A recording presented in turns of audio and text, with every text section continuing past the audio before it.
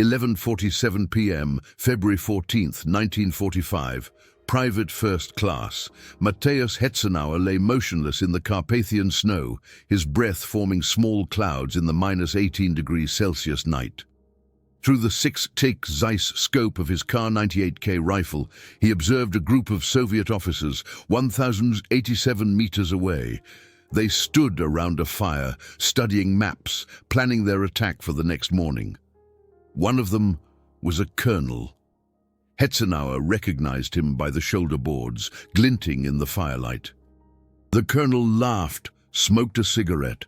He had no idea the next 3.2 seconds would be his last. Hetzenauer exhaled. Slowly, his finger rested on the trigger as gentle as a feather. Wind 12 kilometers per hour from the left. Temperature -18°C. Air pressure, high elevation difference, 87 meters downhill. Everything calculated in his head. No instruments, just experience. 164 engagements, 330 confirmed kills. Tonight, it would be 345. The shot rang out. The 792-meter cartridge flew through the icy night. 3.2 seconds later, it struck the colonel directly between the eyes. He fell backward into the fire. The other officers screamed, scrambling for cover. But Hetzenauer had already sighted his next target. Tonight, he would eliminate 15 Soviet officers in just 9 hours, and the Red Army would be leaderless by morning. This is the documented history of the deadliest night of the most dangerous German sniper of World War II, February 14th, 1945. The Eastern Front had collapsed. The Red Army was rolling relentlessly westward, millions of Soviet soldiers, thousands of tanks. The German army was at its end. But on this evening, in the snow-covered Carpathian Mountains, a single man had a plan. An impossible plan. He wouldn't stop the army, but he would blind it for 24 hours.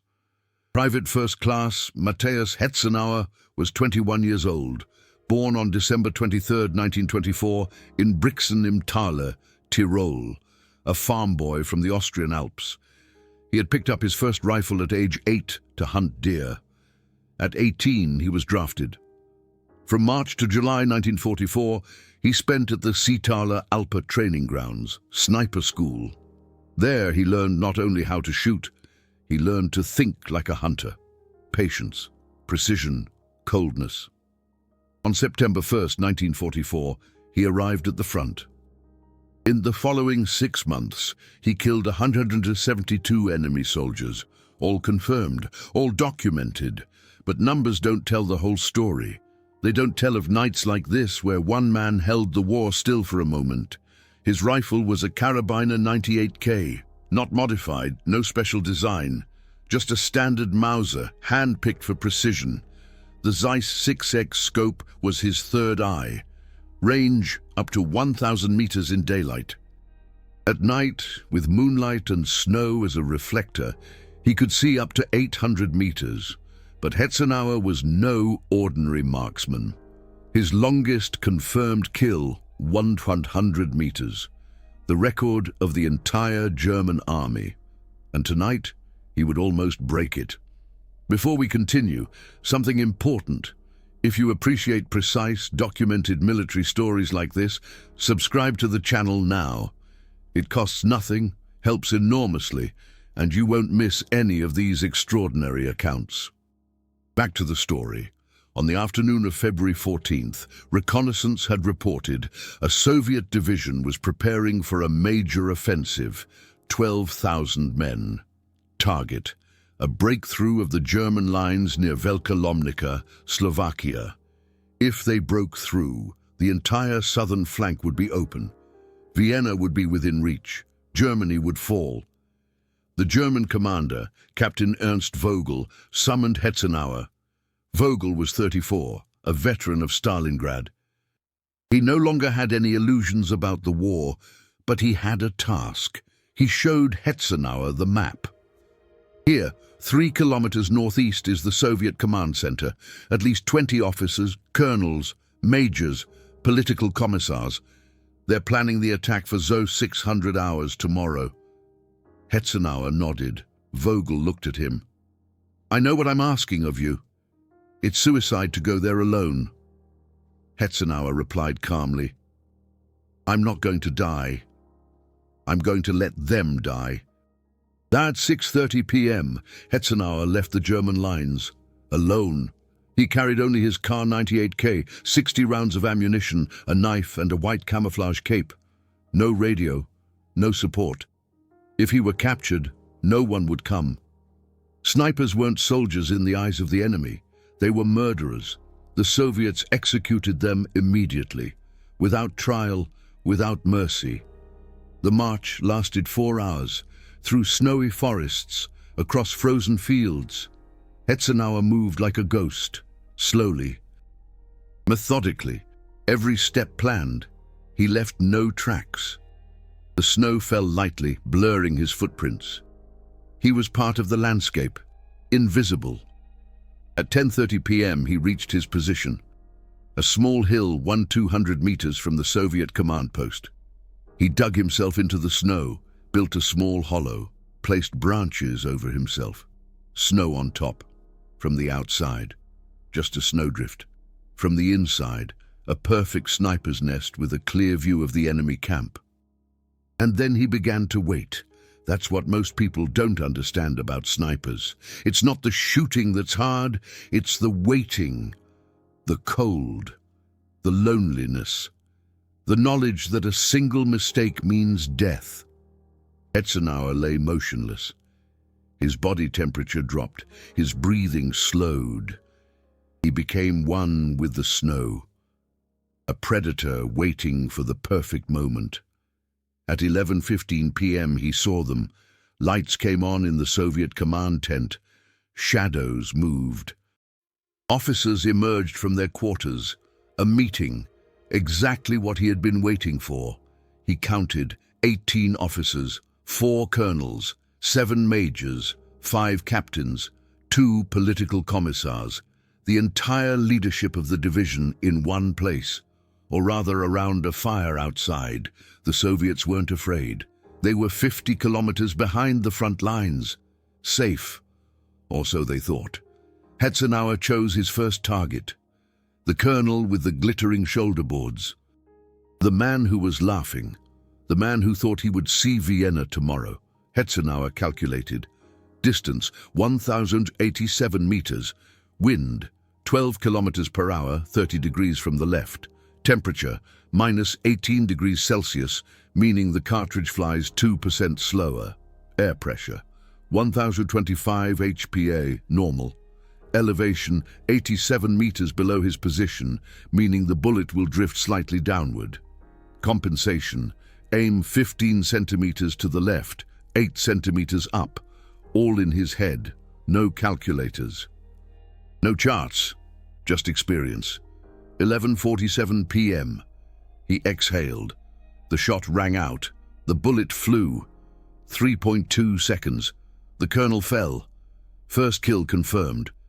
But here's where it gets interesting. Because Hetzenauer didn't make the mistake that most would.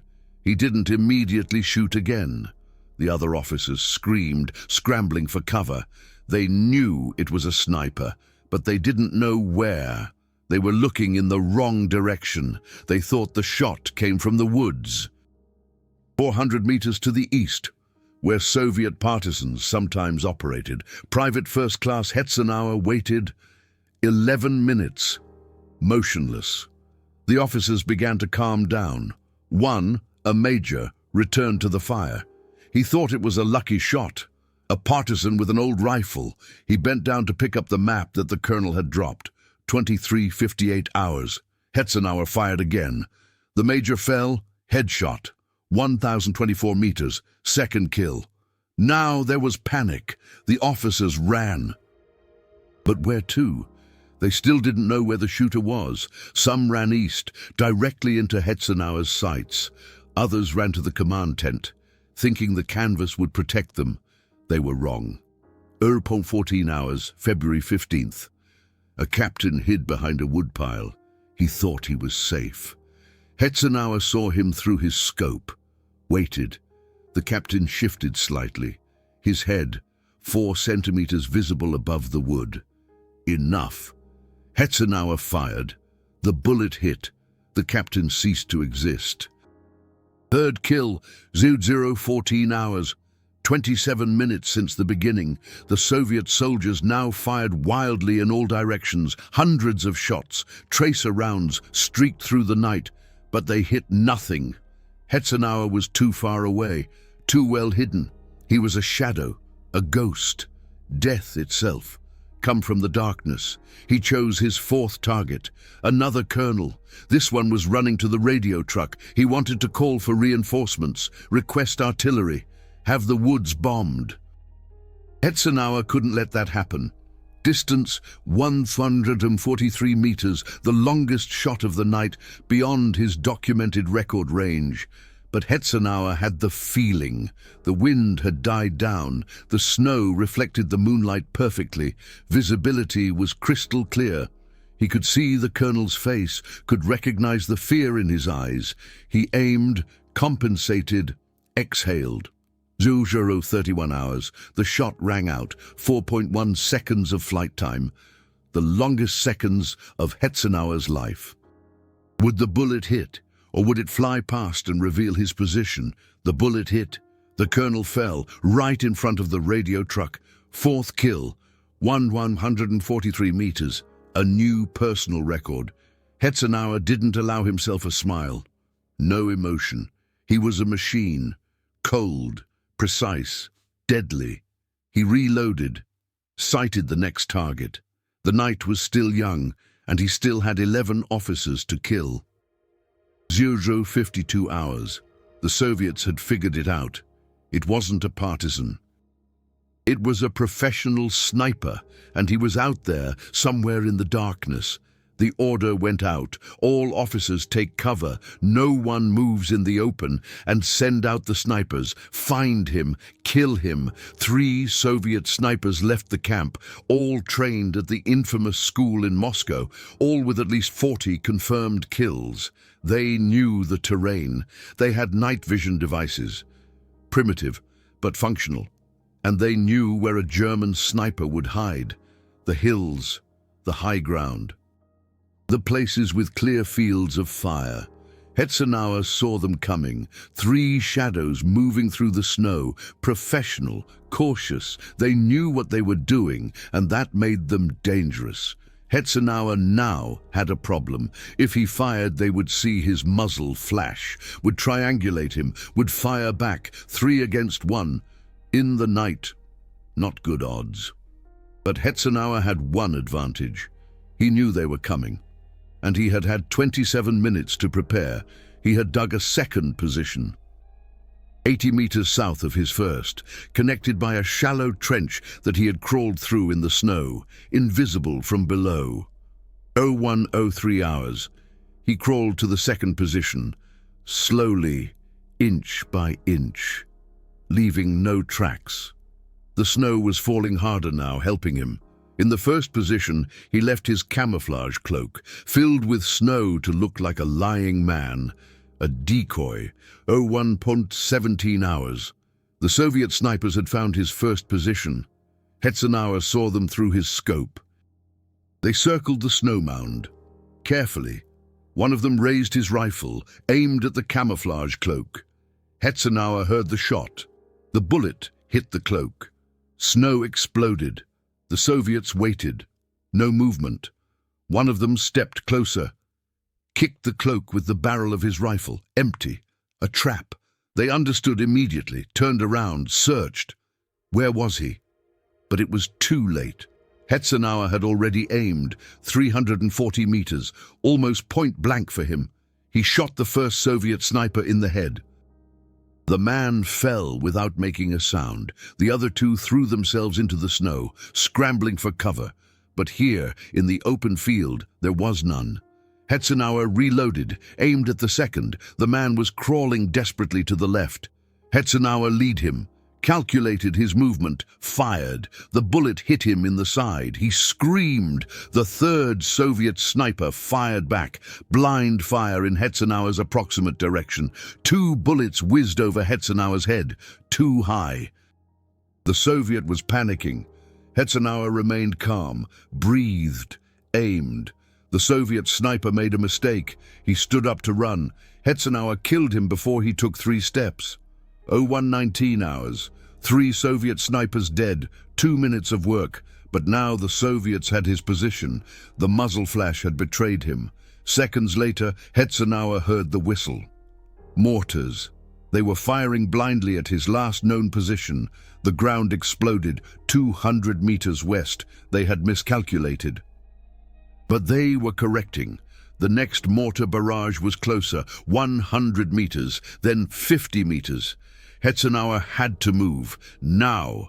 He crawled out of his position, south, away from the explosions. The snow saved him. Each explosion threw up snow and earth, obscuring visibility. He crawled 200 meters, found a depression, dug in again. The mortars continued to pound his old position, devastating an empty hill. 01:34 hours.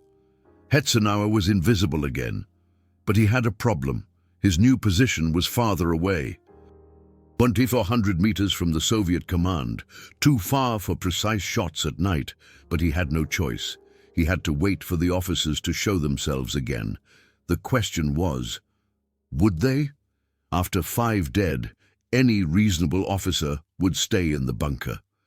But Hetzenauer knew the Soviets. They had an attack planned for 06 hours. They had to brief their troops, issue orders, coordinate. They had to come out. Current status. If you've watched this far, you're interested in precise military history.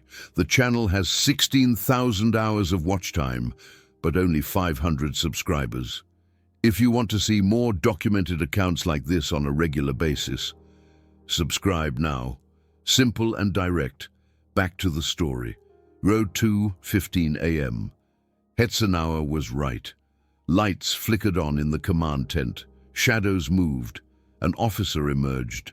Then a second. They thought the German shooter was dead. Killed by the mortars, or had fled. They felt safe. Hetzenauer targeted the first, a major 387 meters. On the edge, in daylight, no problem. At night, with this wind, almost impossible. But Hetzenauer wasn't ordinary. He had killed in worse conditions. He calculated wind, now 15 kilometers per hour from the right, meaning 22 centimeters compensation to the left. Temperature, minus 19 degrees Celsius now. The bullet would fly even slower. Altitude, 1,187 meters diagonally downwards, meaning the bullet will drift. Aim 12 centimeters higher. He inhaled, held his breath, and squeezed the trigger. 5.3 seconds of flight time. An eternity. Hetzenauer watched through the scope. Didn't see the bullet, no, but followed the mental trajectory. 5.1 seconds. 5.2. 5.3. The major fell.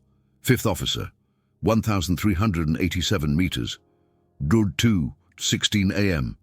The other officers scrambled back into the tent, but one, a captain, tripped. He fell, tried to get up. Hetzenauer fired again. The captain didn't move. 6th officer, 02:17 a.m. Now the Soviets knew the shooter was still alive, and he was further away than they thought. Much further. The mortars fired again, but this time aimlessly. They had no idea where he was. Hetzenauer was too far, too well hidden, a ghost in the night. The next 2 hours were a psychological game. The Soviet officers had to do their job, had to prepare the attack. But every time one of them showed himself, he risked his life, and Hetzenauer waited, patiently, like an eagle waiting for a mouse. 03:41 a.m. A colonel ventured out. He ran, fast, from one tent to another, a 30-meter sprint. Hetzenauer had 2 seconds. He shot on instinct, no time for calculations, just feeling. The bullet hit the colonel in the chest. He collapsed mid-stride.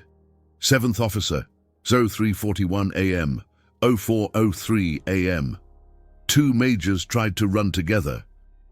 Thinking Hetzenauer could only hit one, they were wrong. Hetzenauer shot the first, reloaded in 1.8 seconds, shot the second before he reached cover. 8th and 9th Officers, 0403 and 0405 AM. The Soviets were now desperate. 9 officers dead. Their entire command structure was collapsing. Younger lieutenants had to take over orders they didn't understand. Chaos spread. Units didn't know what to do. The planned attack for 06 AM was already in jeopardy. 0447 AM, a political commissar, a high-ranking one, came out of his personal bunker. He screamed orders, tried to restore order. Hetzenauer saw him, 1,220 meters. The commissar stood still, a perfect target, almost too easy. Hetzenauer fired, the commissar fell. 10th Officer, 0447 AM, 0512 AM. Dawn was approaching. Hetzenauer knew he had 30 minutes left, maybe 40, before it got too light. In daylight, the Soviets would find him. Thousands of soldiers would comb the woods. He had to finish. Now! He observed the camp. 5 more targets, but they weren't showing themselves anymore. They had learned. Hidden in the command tent, behind sandbags, in trenches. Hetzenauer considered, how do you get a frightened officer to show himself? The answer was simple. You force him. 0524 AM. Hetzenauer fired at the power cable leading to the command tent. The lights went out. Darkness in the tent. Panic. Someone had to repair the cable. A soldier came out, not an officer. Hetzenauer let him go. Then a captain came, checking if it was safe. That was his last mistake. Hetzenauer killed him. 156 meters. 11th Officer, 0525 AM, 0538 AM. The sky was turning grey. Not much time left. Hetzenauer saw 3 officers come out of a side entrance to the tent. They thought they were clever. Using the opposite side, outside of Hetzenauer's field of vision. But Hetzenauer had slightly changed his position, had the angle just barely. He shot the first, Major, 1,290 meters, reloaded, shot the second, Captain, 1,310 meters. The man was running now, reloaded. The third had almost reached cover. Hetzenauer shot. The bullet hit him in the back as he disappeared around the corner. He didn't fall immediately, crawled another 2 meters, then he died. 12th, 13th, 14th officers, 0538 to 0542 AM. One more, a colonel. The last high-ranking officer in that sector. Hetzenauer knew where he was. In the central bunker, 3 meters underground, protected by concrete and earth, unreachable. Or was he? 0553 AM. Hetzenauer waited. The colonel had to come out. The attack was in 7 minutes. He had to lead his troops, had to sort out the chaos. He had no choice. 0558 AM. The bunker door opened. The colonel emerged, surrounded by 4 soldiers with shields. A human shield wall. They moved together towards the command tent, 40 meters. The colonel was completely obscured. Hetzenauer couldn't see him. But then they made a mistake. For 2 seconds, as they rounded the corner of a building, a gap opened up, 8 centimeters of clear view. The colonel's head, only the head. Hetzenauer had no time to think, only to act. 1,073 meters, 8 centimeters target, moving. 2-second window. He fired. The bullet flew. Hit. The colonel fell. The soldiers screamed, but it was over. 15th Officer, 0559 AM. Hetzenauer didn't wait a second. He packed his rifle, crawled out of his position, started his retreat. Behind him he heard chaos, screams, sirens, thousands of Soviet soldiers mobilizing, looking for him. But Hetzenauer was already gone. a ghost disappearing into the woods. The Soviet attack at 06 a.m. did not happen. Without leadership, without coordination, without orders. The division was beheaded, 15 officers dead in 6 hours and 12 minutes by a single man.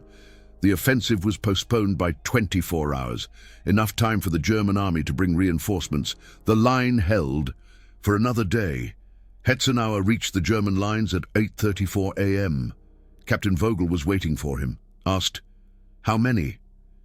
Hetzenauer replied monotonously, "15, all officers." Vogel stared at him. 15? In one night?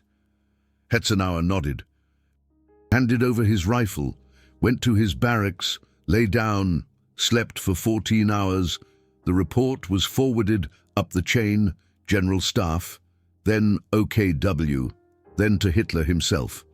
No one believed it at first, until the Soviet radio transmissions were intercepted, confirming 15 officers killed in a single night by a lone sniper. Unbelievable, but true. You've just heard the documented history of Private First Class Matthias Hetzenauer's deadliest night. 15 Soviet officers in 6 hours and 12 minutes, all verified by German war diaries and intercepted Soviet radio messages. These stories aren't simple. They aren't glorious. They're brutal, precise, and honest. But they must be told, because history isn't just the big battles. It's the individual moments when a human being displayed superhuman skill. Whether for good or for ill, that's another question. The YouTube super thanks below allows me to spend weeks in archives. German Federal Archives, Austrian military museums, private collections of veterans. Every super thanks means another story brought to light, another truth that won't be forgotten. If this work is important to you, show it, simply and directly. But let's finish the story of Matthias Hetzenauer, because what happened after that night and what came before it is just as extraordinary. That night, February 14th to 15th, 1945, wasn't Hetzenauer's only remarkable achievement. It was just one of many. From September 1944 to March 1945, he killed 172 enemy soldiers. All confirmed, all documented in the presence of an officer as the German army rules required. But his true number was higher, much higher. Hetzenauer himself later estimated that he had killed over 400 Soviets, but only 345 could be officially confirmed. 345 confirmed kills. That's the record, the highest of any German or Austrian sniper in the entire Second World War. More than Josef Allerberger, his comrade and friend. More than Bruno Sutkus. More than anyone else on the German side. But numbers don't tell the whole story. They don't tell of the nights when Hetzenauer lay awake, of the faces he saw through his scope, young men, fathers, brothers, all dead by his hand. He carried that for the rest of his life. After February 14th, 1945, Hetzenauer continued to fight until the last day. His last confirmed kill was on March 10th, 1945, a Soviet major, 890 meters, Hungary. Then came the order, retreat. The German army was collapsing. The Red Army was overrunning everything. Hetzenauer and his unit retreated, westward, away from the Soviets, toward the Americans, because snipers who fell into Soviet hands rarely survived. On May 8, 1945, when Germany surrendered, Hetzenauer was in Austria. He buried his Kar-98K rifle in a forest near Innsbruck, wrapped it in oilcloth, hid it under a tree. Why? He didn't know. Maybe nostalgia, maybe respect for the tool that had kept him alive. The rifle was never found. Probably still lies there, rusty, forgotten. Hetzenauer went into American captivity. He wasn't identified as a sniper, only as a regular soldier. The Americans treated him fairly. After 3 months, he was released, returned to Brixen im Thal, to his family, to his old life. But the old life no longer existed. Austria was devastated, the economy collapsed, and Hetzenauer was a 21-year-old with a skill that no one needed anymore, killing at a distance. He tried various jobs: lumberjack, construction worker. Nothing fit. He drank, say, too much. Tried to drown the memories. It didn't work. In 1946, he found work at the Austrian post office. A quiet job, no shots, no deaths, just sorting letters, delivering packages. He worked there for 37 years, never married, had no children, lived alone in a small apartment in Brixen, rarely spoke about the war.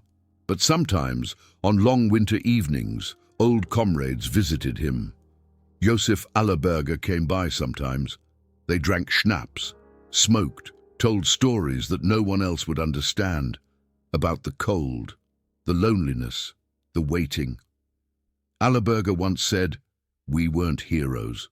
We were survivors, and we carried the burden of hundreds of dead." In the 1970s, as the world began to take an interest in the history of the Second World War, historians came to Hetzenauer, wanted interviews, wanted his story. He rejected most of them. But in 1982, he gave an interview to a young Austrian historian. For 4 hours he spoke about his training, his tactics, his kills. But in the end, he said something remarkable. The historian asked, "Do you regret anything?" Hetzenauer replied, "Everything and nothing. I did my duty. I protected my comrades. I killed enemies who would have killed us. But every night I see them, every single one, their faces, their last moments. I survived, but I don't live. I only exist." Hetzenauer died on October 3rd, 2004. He was 79 years old, heart attack, alone in his apartment. A neighbor found him 2 days later. The funeral was small, just a handful of people. Allerberger came, wept at the grave, said, "The best shooter the German army ever had is gone. May he find peace at last." Today, there's a small museum in Brixen im Theiler where Hetzenauer's story is told not as hero worship, but as a warning. An exhibit shows his equipment, a Kar 98K rifle, not his, but an identical model, photos of him, young, in uniform, and a plaque with the words, 345 confirmed kills, 345 men who never came home. War doesn't produce heroes, only dead and traumatized. The Soviet side remembers differently. In Russian military archives, there are reports of the night of February 14th, 1945. They call the unknown German sniper Beli Prizrak, the White Ghost. Soldiers told stories of him, how he appeared out of nowhere, killed, vanished. Some believed he wasn't human, but a demon, a punishment for their sins. But Hetzenauer was no demon. He was a young man from the Tyrolean mountains who was born at the wrong time, whose extraordinary abilities were used for killing, and who lived with it for the rest of his life. His 345 kills are a record that will never be broken. Not because modern soldiers are less capable, but because modern warfare is different. Drones, precision missiles, no more snipers spending days alone behind enemy lines. Hetzenauer was the end of an era, the last of his kind. To be honest, the channel needs one. We need 1,000 subscribers to keep growing.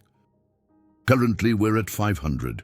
If you appreciate this detailed and honest historical work, please subscribe now. Every subscription brings us closer to more archival research and deeper documentaries. No glorification, just the truth. What remains is the question: how should we remember men like him? Hetzenauer was brilliant, lethal, efficient, but also traumatized, broken, a product of his time. Perhaps the answer is, we remember them as a warning. As proof that extraordinary skill in the hands of war produces extraordinary suffering, Hetzenauer's Kar-98K rifle, which he buried in 1945, has never been found. It lies somewhere in a Tyrolean forest, rotting, forgotten, like the man who used it. But the stories remain, the truths remain. And as long as we tell them, the lesson will not be forgotten. War turns people into either victims or perpetrators. Sometimes both. Hetzenauer was both. On the night of February 14th to 15th, 1945, a 21-year-old Tyrolean farm boy demonstrated what human precision truly means. 15 men died. A Soviet division was decapitated. History was written. But nobody won. Not the Germans, who lost the war. Not the Soviets, who lost 15 officers. Not Hetzenauer, who lived with the ghosts of 345 dead men. War has no winners, only survivors. And even they carry scars that never heal. Hetzenauer's last documented quote comes from 1998. A journalist asked him if he was proud of his 345 confirmed kills. Hetzenauer responded, "Proud? No. Relieved that it's over. Sad for the families. Empty. I feel only emptiness. I survived the war, but the war survived in me. Every day, until today." He never spoke publicly again. Important. If honest, well-researched military history like this is important to you, subscribe now. We need 1,000 subscribers. We're currently at 500, and here's a question for the comments. What do you think about snipers in war? Necessary or immoral? Share your opinion below. Every voice counts.